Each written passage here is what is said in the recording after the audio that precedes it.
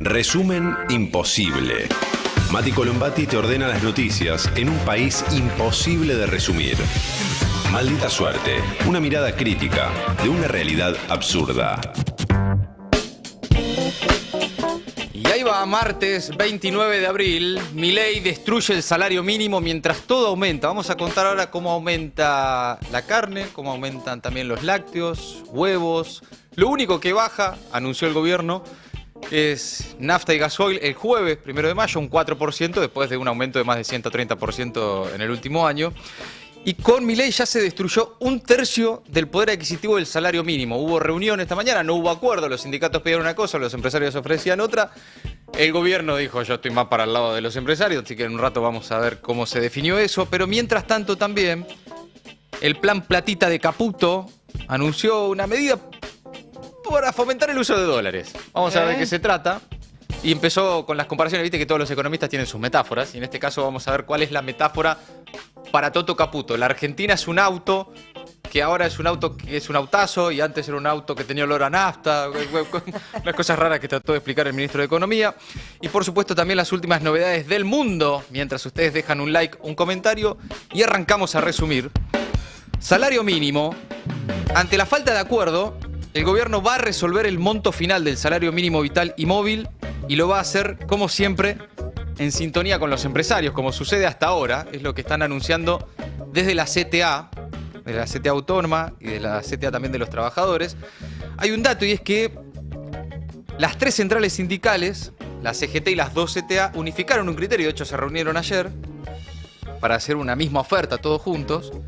Pidieron un salario mínimo para abril de 644.000 pesos y para mayo de 657.000 pesos. El empresariado ofreció para abril 301.000 pesos, para mayo 306.000 pesos, es decir, menos de la mitad de lo que piden los sindicatos, y para junio 311.000 pesos. Es decir, los empresarios ofrecen 1,3% de aumento para el salario mínimo, que hoy está en 296.000 pesos. 300 lucas es el salario mínimo vital y móvil en la Argentina, con el que se calculan también las jubilaciones y otro tipo de prestaciones, ¿no? Ante la falta de acuerdo, el gobierno es el que va a resolver una vez más, de manera unilateral, el monto. Yo siempre cuento lo mismo cuando se dan este tipo de reuniones. Salario mínimo vital y móvil, el Consejo del Salario, ¿no? Se reúne el Estado, en representación allí con el secretario de Trabajo, que es un ex Techint, que es el que hasta antes de ser secretario de Trabajo iba a estas reuniones, pero en representación de los empresarios. Sí. Y del otro lado los sindicatos. Entonces uno supone, ¿no? Y es bastante evidente, que la pérdida de poder adquisitivo es un objetivo político compartido entre el gobierno y los empresarios, ¿no? Pagar menos. De hecho, con Milei se destruyó un tercio del poder adquisitivo del salario mínimo. Desde 2024, el salario mínimo real quedó reducido a menos de la mitad que en 2015. Es incluso más bajo que en la década del 90. Viste que siempre se hacen comparaciones con aquellos años. Esto según un informe del Centro de Investigación Cifra, de la CTA.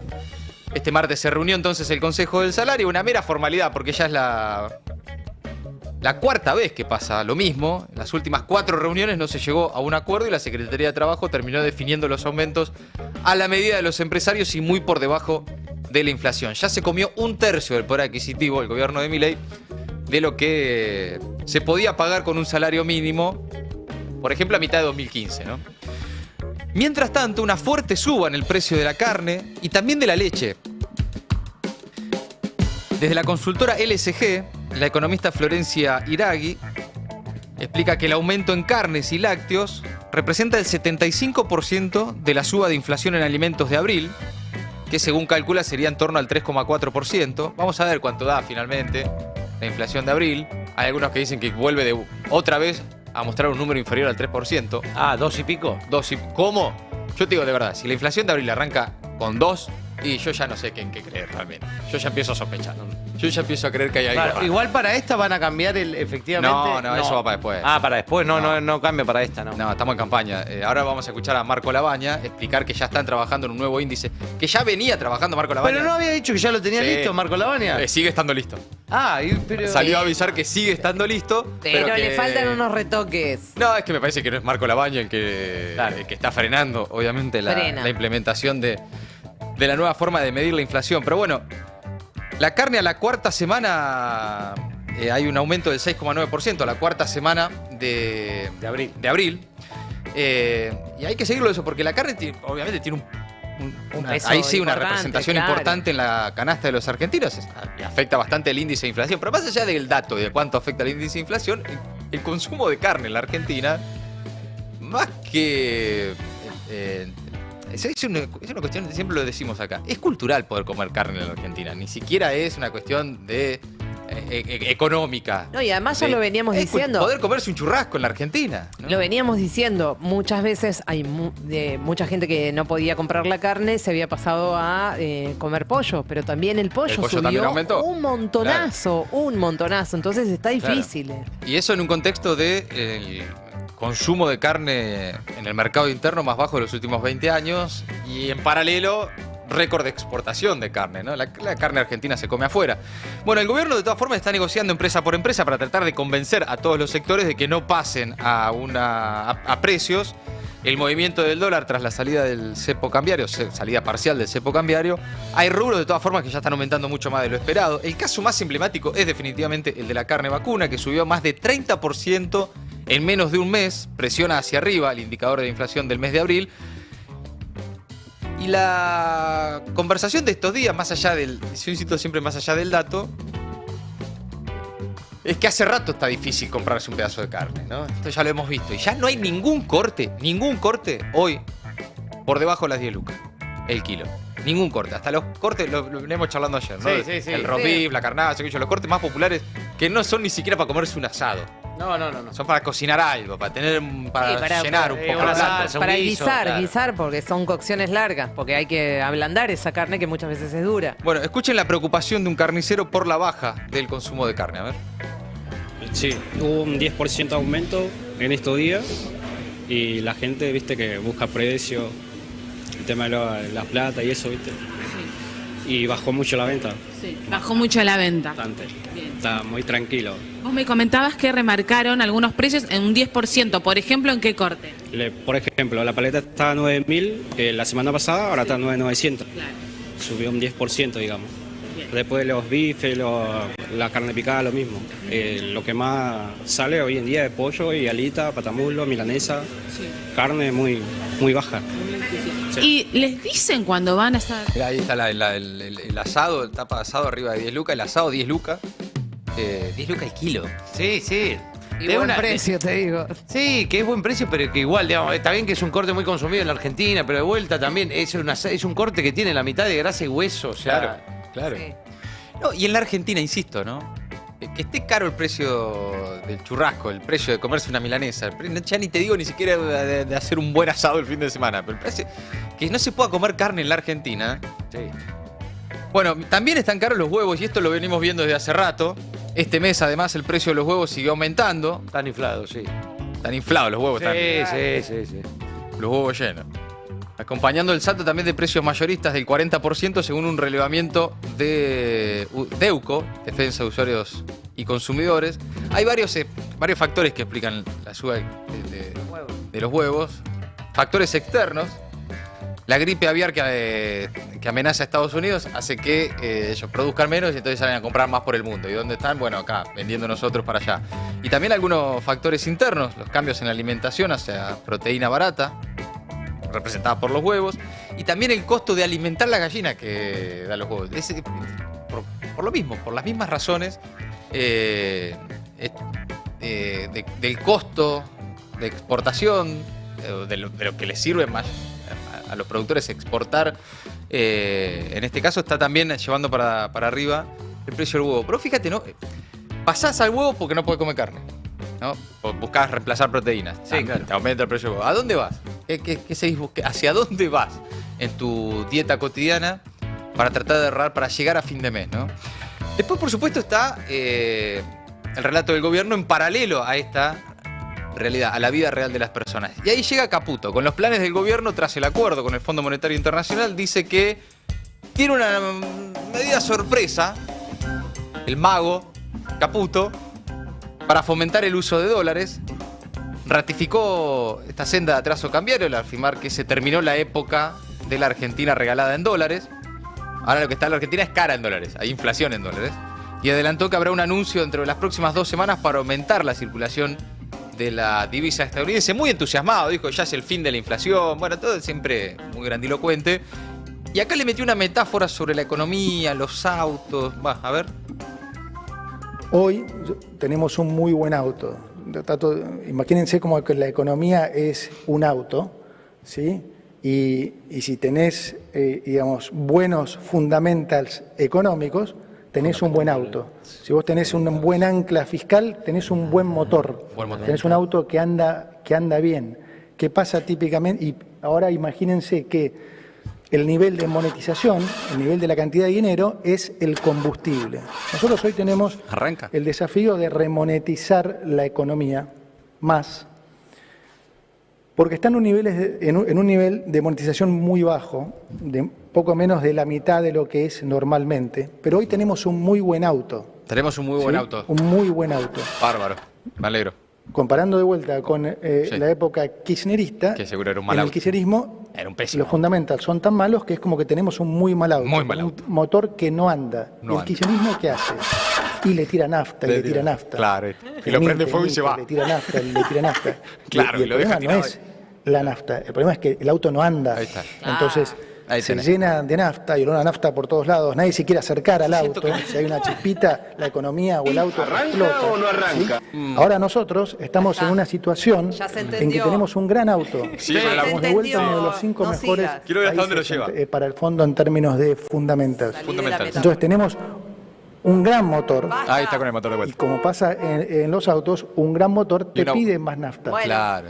¿Sí? pero no tenemos Y nosotros, pero no hay nafta. por el contrario, por el diseño de nuestra política, estamos sacando nafta. Nosotros ¿Y entonces? retiramos Entonces pesos ¿Con qué mandar el auto? por superávit. Vamos a retirar más pesos con la emisión de este bono de Bopreal para... Claro. No, ¿Se pero entendió? va a poner Bopreal en vez de nafta. ¿Pero qué es el tanque de gas, el Bopreal? Vos llegás a la estación de servicio. ¿El GNC? Bopreal lleno, por favor. ¿De qué te dice el chelo? No, para cargar Bopreal se tiene que bajar todo el auto.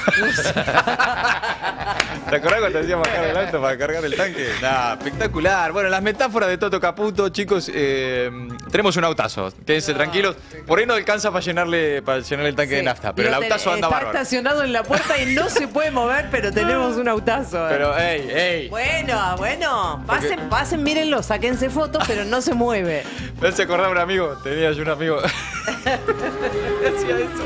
¿Qué hacía? Iba, tenía un lindo auto, pero no andaba muy bien de guita para echarle nafta en el pueblo, pues salía a dar la vuelta en el auto. No. Estaba, por la avenida, ¿viste? A dar la vuelta del perro por la avenida. De punta hasta allá, hasta el cementerio y volvía después hasta la Plaza San Martín. Y de vuelta hasta el cementerio y la Plaza San Martín. Era una vuelta larga. Y todos los fines de semana todos salíamos a una vuelta en el auto. Y, viste, da la vuelta en el auto y saluda a uno, saluda al otro. Es como el encuentro del pueblo, era dar la vuelta en el auto. Y mi amigo tenía un lindo auto, buen parlante, música fuerte, pero no andaba, justo en una época medio complicada para llenarle el tanque. Entonces, ¿qué hacía?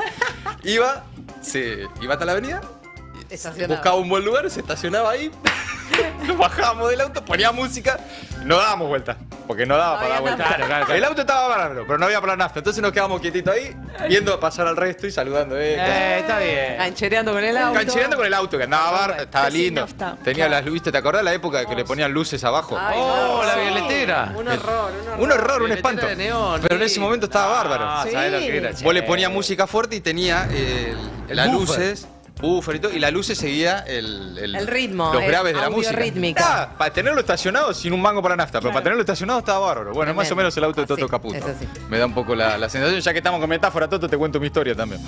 Bueno, en fin, ahí Caputo muy entusiasmado. Mientras tanto aumenta todo. Salvo hablando de nafta, va a bajar la nafta. Desde la petrolera estatal YPF anunciaron este martes que el precio de los combustibles, la nafta y el gasoil, va a bajar 4% en promedio a partir del próximo jueves 1 de mayo en todo el país. Muy entusiasmado también, así lo anunciaba el presidente de YPF, Horacio Marín, esta mañana en Radio Mitre. A ver. Cambio de tema. ¿Baja la nafta en mayo? ¿Vos querés la primicia? Y sí, siempre. Siempre. A partir del 1 de mayo, que es el Día del Trabajador, el promedio de los combustibles YPF lo va a bajar 4%. Va. Bien. 4%. Jueves. ¿Cuánto hace que no se ve en el país una baja del combustible 4%? Es la segunda vez que yo lo hago. Pero la otra vez fue de 1%. La otra vez yo bajé 5, pero después hubo un aumento de impuestos que terminó siendo... En 1. Entonces fue 1. No, en 2% promedio. 2, ok. Pero como yo me acuerdo que fui al piso y hablé con ustedes, Sí. acuérdense que tenemos un compromiso tácito que tenemos nosotros en YPF con todos los consumidores, que cuando hay que bajar la nafta la bajamos, pero que cuando hay que subirla también la vamos a subir. Según el precio del petróleo, según el Brent. Según precio del petróleo, hay 4 parámetros: el tipo de cambio, precio del petróleo, impuestos y precio de los biocombustibles. Bueno, en una estación de servicio, luego de esta noticia, un motoquero... Mandamos al móvil, por supuesto. Claro, un motoquero muy informado sobre cómo funcionan los commodities, los precios internacionales, cuánto baja acá en la Argentina, desarrolla ahí, mientras carga nafta en la moto, su idea de esto que acaba de anunciar el gobierno. A ver. Momento, baja la nafta en mayo. ¿Sabías? ¿Baja o sube? Baja, mira, es raro que... Sabemos que a nivel la nafta es un commodity, sabemos que tiene un precio internacional, sabemos que en todo el mundo está bajando un 15%, ¿y acá cuánto bajó? Un 4. 4% a partir de mayo, lo anunció el presidente de YPF. Entonces, ¿baja o sube? Porque si en todo el mundo bajó un 15% y acá solo baja un 4%, ¿cuál es la realidad? Esperás que baje más. O sea, tu reclamo es que baje. Debería bajar más, Rafa, claro. ¿Cuánto subió desde que cambió el gobierno la nafta? La verdad es un desastre. Festejar un 4% de baja me parece raro, por lo menos. Mirá el tipo, qué bateado. Impresionante. Un motoquito. Claro, si en el mundo baja 15% y acá baja 4%, en realidad acá está subiendo, dijo. A mí es como un cálculo muy razonable. Muy bien. Qué linda la economía al paso. El argentino sabe de economía. Sí, Es mentira que no. No te queda Estamos tan otro. acostumbrados a las crisis, a remar, a camparar, plazo fijo, inflación, peso, dólar. Y no te queda otra. Cualquiera ¿sí? termina sabiendo más o menos un poco de inflación y además bien. Bien explicado, además. Los commodities, tanto, 15, Es un acá commodity, 4. ya sabemos, la nafta es un Espectacular. commodity. Muy buena explicación ahí el Muy motoquero en la bien. estación de servicio. Bueno, mientras el gobierno anuncia que baja la nafta, la contracara. En mayo hay otras variables que van a registrar aumentos. En la lista de rubros que van a tener ajustes, lo contábamos ayer también, el transporte público en el área metropolitana de Buenos Aires, también las prepagas, también los alquileres, los servicios públicos como agua, electricidad y gas van a aumentar en mayo. Las tarifas de electricidad y de gas se van a mover, no se sabe en cuánto el porcentaje, pero probablemente en línea con la inflación. En las prepagas, al menos 3 empresas ya comunicaron que van a incrementar sus cuotas. Revisen ahí los que tienen prepagas. El gobierno salió a celebrar en las últimas horas que había, por negociación con las empresas, moderado el aumento. Claro, había empresas que por ahí te decían, te voy a aumentar 3,2%, bajaban un 0,6% y terminaban aumentando un 2,8%, 2,6%, que es el caso, por ejemplo, de OSDE. Swiss Medical, 2,4%. Medife, 2,7% de aumento. Bueno, es lo que se viene. ¿De Galeno ahí? De Galeno, por ahora no tengo acá de Galeno. Además, viajar en transporte público en la ciudad y el conurbano también va a ser más caro a partir de mayo. Los usuarios van a tener que prepararse ahí para aumentos del 6% en promedio. Y también, bueno, la reacción, en este caso ahora, de un pasajero al enterarse de que en mayo también aumenta el boleto de colectivo. ¿Sabías que va a aumentar el colectivo? ¿Va a aumentar otra vez? Sí, va a aumentar otra vez. Es un aumento del 6%. Oh, no, aumenta nuestro sueldo también, nada. ¿Tu sueldo no ha aumentado? No, ¿Desde cuándo? desde hace rato. Hace rato que no te aumentan el sueldo. Bueno, el pasaje mínimo para viajar en Capital Federal va a ser de 450 pesos. ¿Qué te parece? No, mucho para nosotros. ¿Cuántos colectivos te tomas por día? 2 colectivos. 2 colectivos, o sea, tenés por lo menos 900 pesos para ir, 900 para volver. ¿Cómo te impacta en tu economía diaria? Más o menos, me alcanza más o menos. ¿Llegas bien a fin de mes? No. Está difícil. Sí, difícil. ¿Cómo se hace? Luchando así, tirando. ¿A qué te dedicas? Una limpieza. ¿A limpieza? ¿Limpieza de hogares? ¿Limpieza de edificios? No, una limpieza de como edificios, así. Bueno, ahí en Constitución un móvil de IP con un laburante, la vida real de las personas, y después está el ministro de Economía haciendo metáforas con los autos, los motores, la nafta y qué sé yo, ¿no? Otro testimonio en la calle también. cómo impactan los aumentos en el transporte, los aumentos en los servicios, los aumentos en el costo que después no podés bajar, que el laburante no puede bajar porque tiene que viajar para trabajar. Sí, me mata la primera pregunta, la repregunta que le hace el tipo, el laburante, que le dice, otra vez aumentó. Claro, otra vez aumentó. Otro testimonio en la calle, la vida real de las personas. A ver. No, vengo a laburar de Palermo. ¿Ya sabía que aumenta el colectivo? Sí, sí. ¿Qué le parece? El tema es que te aumenta todos los meses, ¿viste? Y el sueldo. ¿A qué te dedicas? No, laburo en seguridad. Pero, ¿viste, no? ¿Qué lo sentís? Más que nada, ¿en qué sentís los aumentos? No, el tema del boleto, yo tomo un montón de... Tomo varios colectivos, ¿viste? ¿Cuántos? Voy hasta San Miguel, yo voy. ¿Cuántos colectivos te tomás? Me tomo 3. 3 y un, ¿viste? Y un tren, el tren. ¿Sacás la cuenta cuánto gastás por día en boleto? Yo al mes más o menos como casi 30, 40 lucas, Mucha plata, ¿viste? Ya, ¿viste? Uno más o menos le aumentan, ¿viste? Pero cada tanto, ¿viste? El sueldo, Las paritarias, ¿viste? ¿No? ¿Me entendés? ¿Llegás a fin de mes? Te digo la verdad, no, ¿viste? Ahí nomás, ¿viste? Y aparte de la comida y todo, ¿no? ¿Cómo se compone tu familia? No, vivo solo yo. ¿Solo? Sí. Ajá. ¿Qué recortaste? Muchas cosas, Muchas cosas, ¿viste? ¿No? Muchas cosas, ¿viste? Por ejemplo. También, ¿viste? Tenés que andar buscando, ¿viste? Los precios, ¿viste? Si vos tenés que comer, ¿viste? ¿No? ¿Cuántas horas trabajás por día? No, tengo 2 laburos. Sí. ¿Los 2 de seguridad? Sí. O sea que, ¿a qué hora empezás? ¿A qué hora te levantás? ¿A qué hora terminás tu día? A las 4 de la mañana. ¿Y volvés a tu casa? Tipo 10 más o menos. 12 a veces, ¿viste? ¿No? Que con un laburo no te alcanza. ¿Me entendés? Bueno, hay un testimonio en Chacarita, acá en la ciudad de Buenos Aires, pero me parece muy representativo de cómo está hoy el trabajador en la Argentina. Tipo 2 laburos, arranca a las 4 de la mañana, termina a las 10 de la noche, se toma cuántos colectivos para llegar, le aumentan las tarifas, le aumentan los servicios. Y claro, no llega a fin de mes, incluso teniendo 2 trabajos. No es un caso aislado, no es un tipo que justo se encontraron en la calle con un testimonio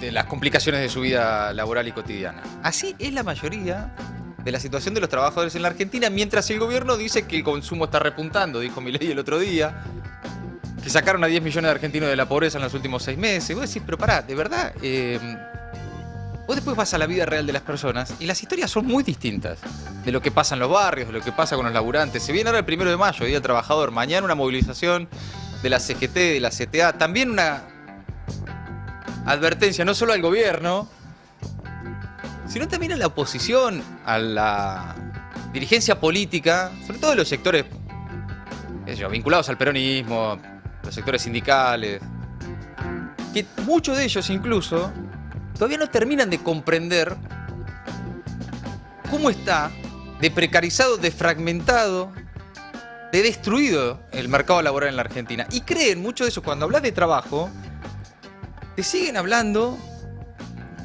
de una Argentina que ya no existe. Que por supuesto uno puede pensar, ¿cuál es la alternativa? Volver a tratar de construir esa Argentina del pleno empleo, de la fábrica a la casa y de la casa a la fábrica, etc. O ya es un mercado laboral tan heterogéneo, tan distinto, es tan complejo de abordar, que es necesario pensar alternativas, innovar, ser más creativos para pensar cómo representar hoy a los trabajadores en la Argentina. Porque esa es la realidad de los trabajadores. Los tipos y mujeres que tienen trabajo, que tienen 2 trabajos, pero que no llegan a fin de mes. Ni con trabajo, a veces ni con trabajo registrado. Bueno, y mientras tanto a veces encontrás, no solo de... Sacá al gobierno, que hoy lo contamos cuando arrancó este resumen. Reunión del Consejo del Salario, le van a dar una miseria de aumento, ya se comieron 1/3 del salario mínimo, en línea con lo que pretenden los empresarios, no los sindicatos. Ahora, ¿qué pasa también con la representación política de los trabajadores hoy en la Argentina? ¿Quién representa a esos trabajadores para que después no vayan y voten a Milei, muchos de ellos, sectores populares que se vieron representados en Milei, que tal vez muchos de ellos mantengan hoy en Milei alguna esperanza? Bueno, hasta que no se le presente una alternativa política, seguirá para muchos siendo Milei la alternativa. Ni hablar cuando vayamos ahora, te voy a contar las últimas novedades de la interna del peronismo en la provincia de Buenos Aires. Va a decir, bueno, no, evidentemente estamos muy lejos de pensar y discutir cómo volver a representar a ese sector de la sociedad. Bueno, hablando de inflación, costo de vida y demás, el INDEC avanza en cambios para medir la inflación y la pobreza. Así lo comunicó Marco Labaña, el director del INDEC, que también era director del INDEC en el gobierno de Alberto Fernández.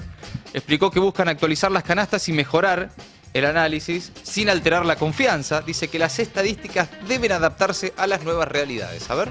Las estadísticas permanentemente están en cambios. Hay algunos índices que son más, suenan más, hacen más ruido, como la inflación o mismo pobreza, que hoy todavía no está, pero en algún momento va a haber cambios. Un tiempo más largo, no empecemos ahora con la paranoia de que cambiamos la pobreza ahora, va a estar en un tiempo. No ahora, claro. Pero las estadísticas, un año, 2 años. Sí, hay que trabajarlo todavía, primero tenemos que pasar esta etapa. Pero las estadísticas permanentemente tienen que ir incorporando las nuevas realidades. Y eso es lo que uno va haciendo y hay que hacerlo de forma lenta, hay que hacerlo de forma muy cuidadosa para que esos cambios no generen alteraciones en los datos que uno viene dando, ¿no? Que no haya desconfianza en lo que se está haciendo. Está bien eso. La pregunta del millón es, ¿qué cambios específicos va a haber en materia de inflación de cara al futuro?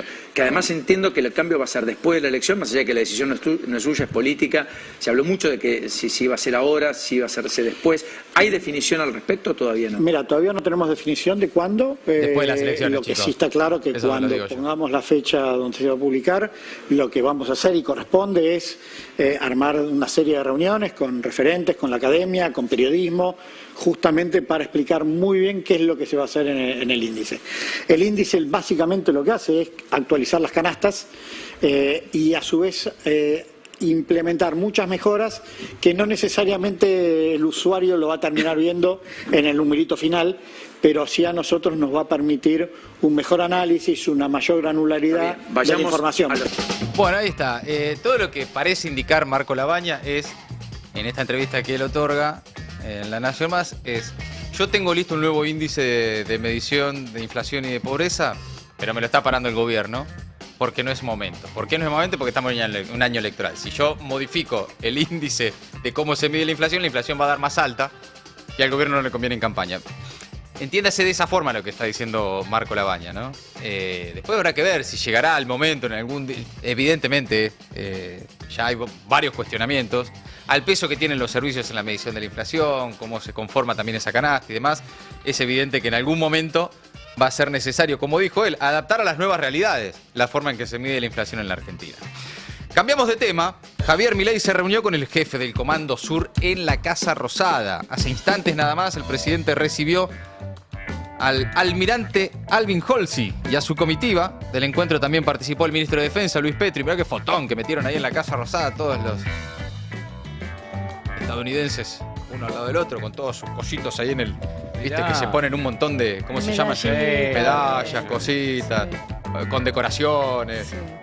Todo bárbaro, la verdad. Y ahí está. Bueno, pero por lo menos esta vez... Se parece mucho a Eddie Murphy, con todo respeto por el señor jefe del Comando Sur de los Estados Unidos. Tiene un aire. Tiene como un aire a Eddie Murphy, ¿no? Hay una cosa ahí de mendigo millonario, como es de príncipe suelto de Nueva York. Sí, un príncipe suelto en la Casa Rosada. ¿Qué hace Eddie Murphy en la Casa Rosada? Yo ya no entiendo nada, chicos. No, igual por lo menos voy a decir algo bueno de Milei. Okay. Por lo menos esta vez no se disfrazó como cuando vino Richardson. Ah, no se puso de soldado.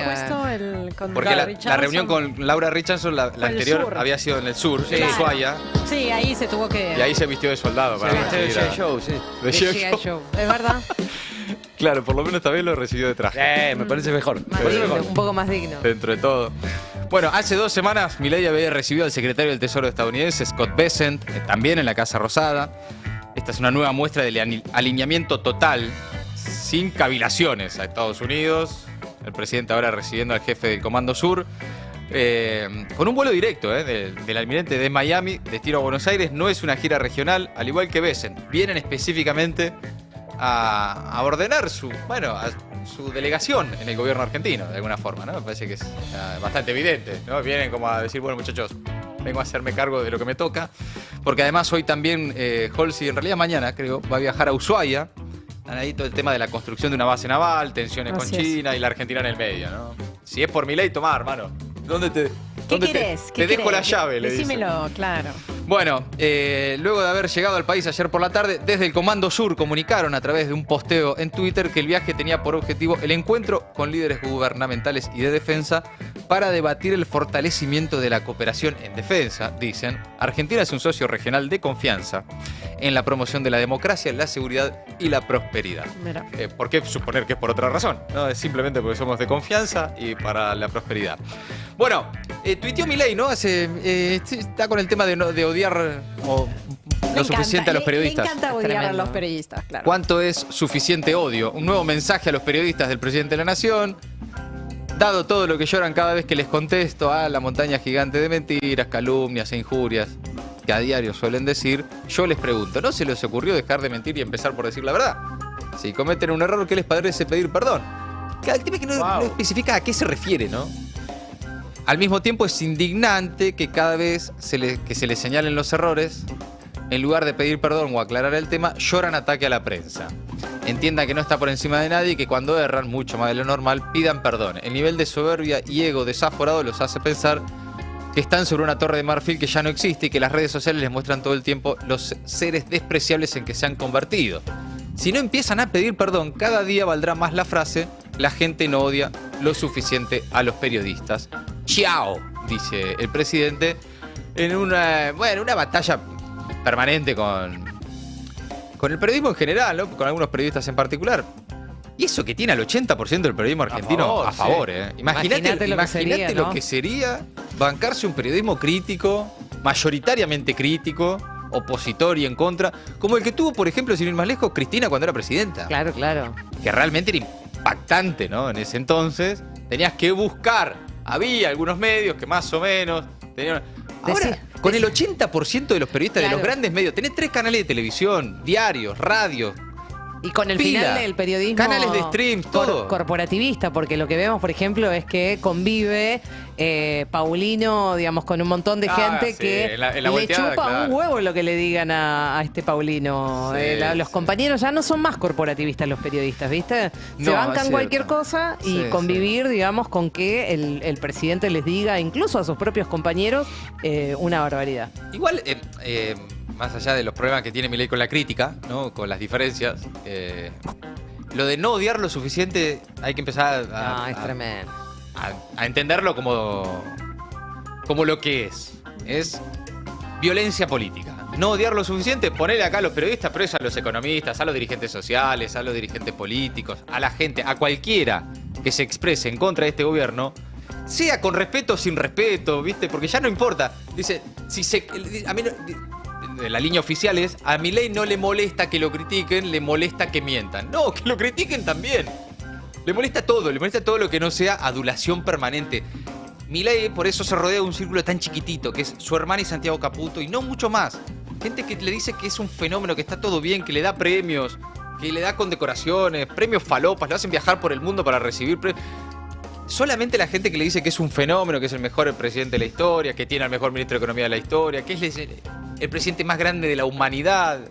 Solamente de eso se puede rodear Milei. Tiene un problema patológico con la crítica. Sí, es patológico. Y no puede soltar. Porque también bien hubiera podido decir lo que viene diciendo respecto del odio hacia los periodistas y dejar que pase. Porque pasan tantas cosas en Argentina. Claro. Dejar que la noticia quede sepultada. Pero no. Necesita redoblar la apuesta. Aferrarse, ¿no? A sus propias declaraciones. Insisto con algo.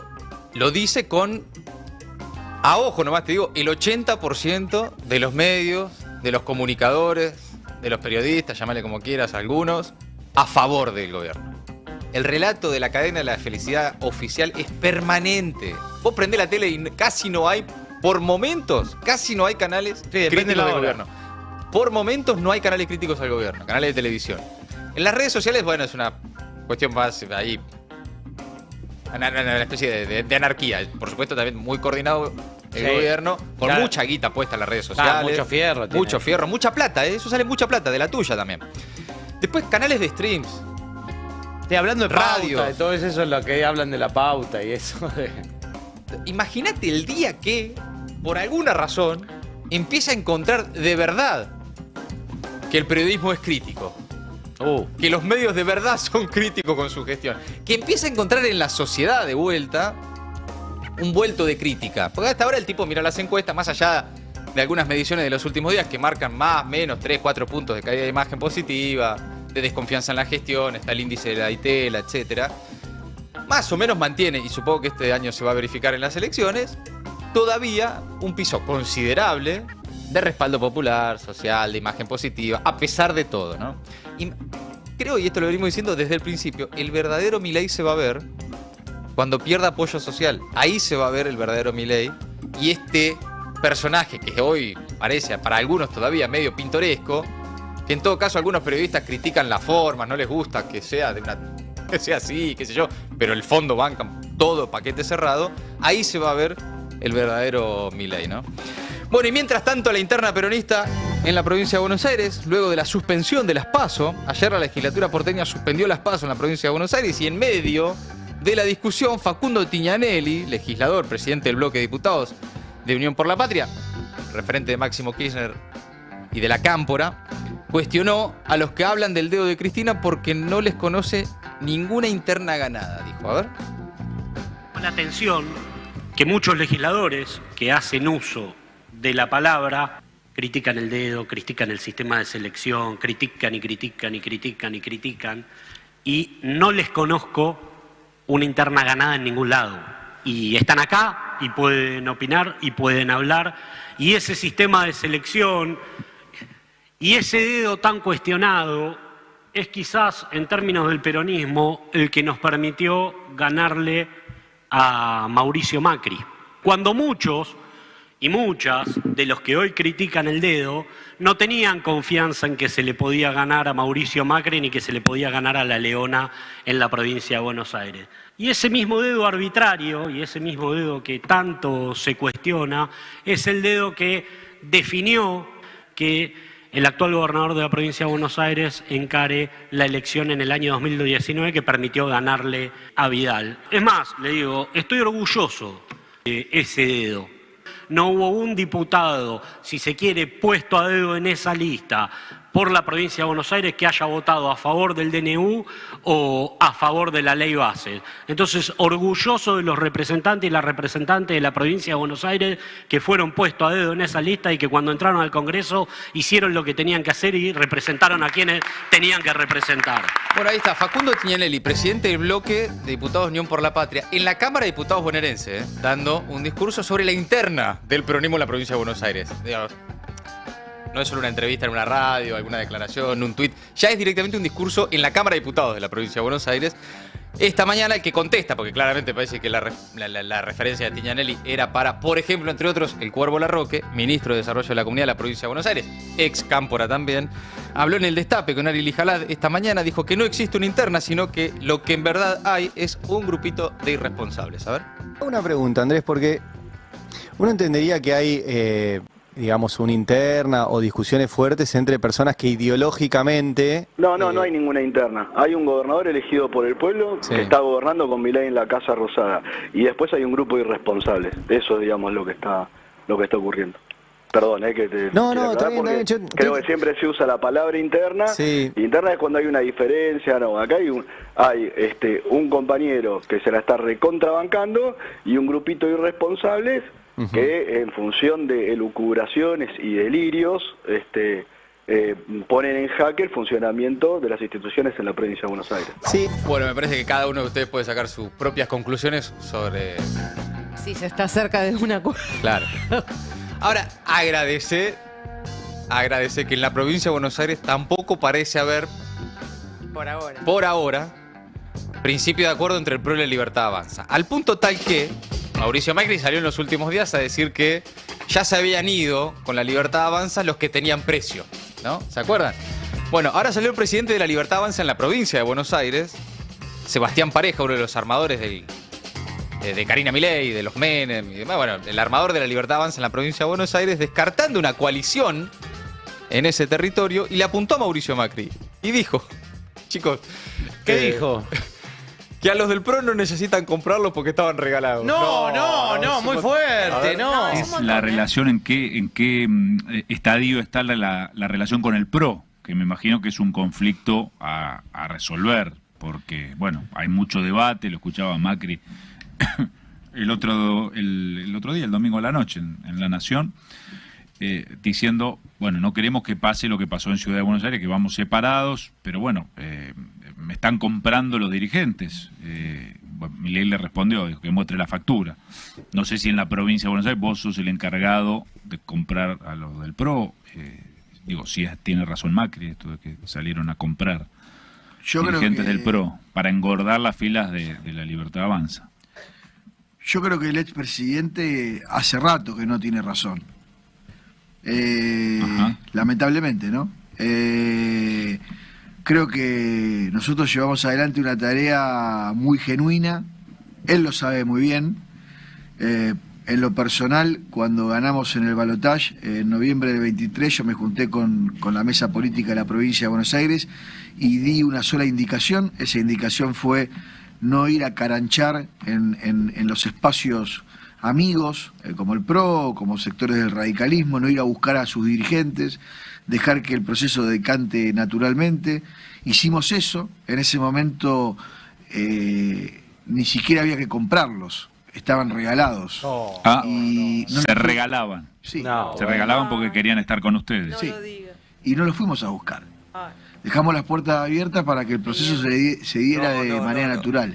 Y ese proceso que se da de manera natural, porque creo que tuvimos mucha consideración respecto del paso de ellos por el poder, hace que hoy, con las filas de la Libertad Avanza y el PRO, estemos en entendimiento, no digo absoluto, porque hay casos y casos, pero en toda la provincia de Buenos Aires, naturalmente, sectores del PRO se juntan con sectores de la Libertad Avanza y están tirando hacia el mismo lugar. Qué fuertísimo esto. Lo que acabamos de escuchar, yo no sé si tomamos dimensión de esto. Pero pará, porque es más que una crítica a Macri, que le quiso pegar a Macri, le termina pegando a los que se sumaron a la Libertad Avanza. Les dice regalados. Yo pensaba en Diego Santilli en la casa, escuchando esto, diciendo, sí, estoy regalado, pero tampoco lo digas así. ¡No me quemé! ¡Claro! Es tremendo esto. Bueno, así están las cosas en la provincia de Buenos Aires. Nadie se va a mover del lugar en donde está.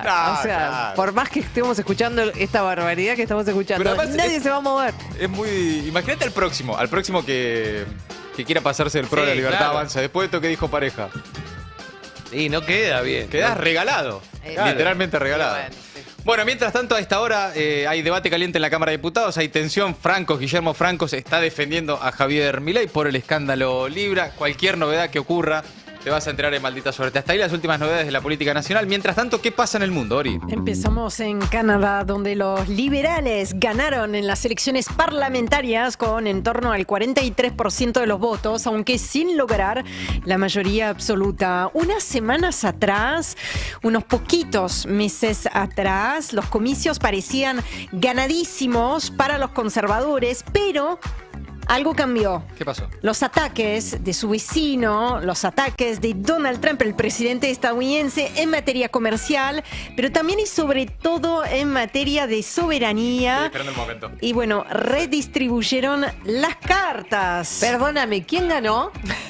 No, estamos esperando todo ese momento. Pero está llegando el momento. Un poquito de suspenso, amigo. Por eso, de hecho, lo escribí al revés. Empecé diciendo los liberales porque yo vengo manejando el suspenso. Muy bien. Las y los canadienses no solamente eligieron al nuevo primer ministro, eligieron además a quien es más capaz de plantar cara al presidente estadounidense, o así al menos lo creen. Estamos hablando de Mark Carney. ¡Vamos!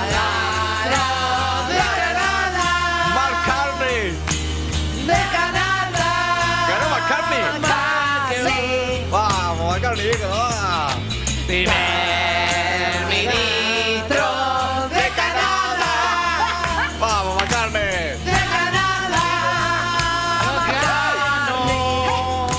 Buena elección de Mark Carney. Primer. Bien ahí. Ojalá algún community manager ayer, haga un recorte de esto que está sucediendo en Maldita Suerte. Alguien que le avise, che, en Argentina hay un programa de radio que te festeja vos, McCartney. Y ojalá, como dijiste ayer, que no salga ningún archivo. No, ya veo que aparece una cosa media turbia.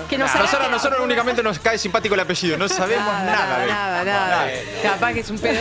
Capaz que dice ya, no sé. No sabemos. No digamos ni siquiera la palabra. Dio un barco de inmigrantes. No sabemos por ahora nada más y que nos gusta mucho su apellido. Nos gusta mucho su apellido y lo vamos a escuchar ahora, de verdad, digo, el verdadero McCartney. McCartney. Who's ready to stand up for Canada with me? As I've been warning for months, America wants our land. Bueno, dijo una de las responsabilidades del gobierno es prepararse para lo peor y esperar lo mejor, no es el primero en decirlo. También dijo... ¿Qué más dijo? Estados Unidos ¿Qué dijo? Nuestra tierra, nuestros recursos, nuestra agua, nuestro país. Mirá vos.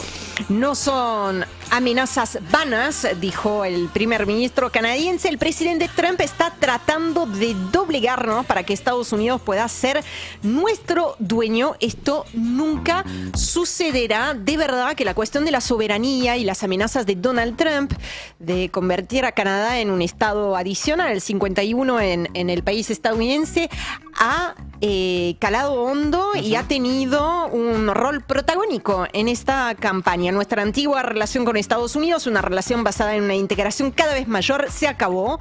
Dijo Carney, es una tragedia, pero es nuestra nueva realidad. De allí, de Canadá, les propongo que viajemos a La Haya, donde, o sea, los Países Bajos, donde la Corte Internacional de Justicia, la máxima instancia judicial de las Naciones Unidas, abrió ayer audiencia sobre las obligaciones humanitarias de Israel como gobierno, ¿no?, como país en la Franja de Gaza. O sea, sobre el incumplimiento humanitario en el enclave palestino. Recordemos que Israel viene bloqueando la entrada de ayuda a Gaza desde principios de marzo, desde el 2 de marzo. La ONU y las agencias humanitarias vienen advirtiendo que los alimentos, lo hemos hablado la semana pasada, que los alimentos y suministros se están agotando. El derecho internacional, ¿qué dice en la materia? No hay lugar a interpretación. Está prohibido utilizar el hambre como método de guerra contra la población civil. Les propongo que escuchemos el testimonio en el marco de esas audiencias del delegado palestino. Starvation is here. Humanitarian aid is being used as a weapon of war. No es el único, son varios países, son varios dirigentes los que están dando su testimonio y están pidiendo a la Corte Internacional de Justicia tomar cartas en el asunto y valorar, ¿no?, hacer una valoración de la actuación israelí del gobierno de Benjamín Netanyahu en ese asunto. ¿Qué está diciendo Amar Yassi, que estamos escuchando, que el hambre ya ha llegado? La ayuda humanitaria se está utilizando como arma de guerra. Y va enumerando una serie de señales concretas. Todas las panaderías apoyadas por las Naciones Unidas en Gaza se han visto obligadas a cerrar. 9 de cada 10 palestinos no tienen acceso a agua potable. Los almacenes de la ONU y otras agencias internacionales están vacíos. Más de 12.500 palestinos heridos, incluidos miles de niños, requieren evacuación médica. La Corte Internacional de Justicia es la que afecta a países. La Corte Penal Internacional, de la que venimos hablando, es la que juzga a individuos por crímenes de guerra o contra la humanidad, como es el caso. Hay una demanda en curso al respecto y que tiene como blanco bajo escrutinio al accionar de Benjamín Netanyahu. Para terminar, una frase de Médicos Sin Fronteras que dice: el enclave palestino se ha vuelto una fosa común para los y los palestinos y aquellos que los ayudan. Tremendo. Amigos, amigas, hasta ahí el resumen imposible de Maldita Suerte. Maldita Suerte. Maldita Suerte. En El Destape 1070.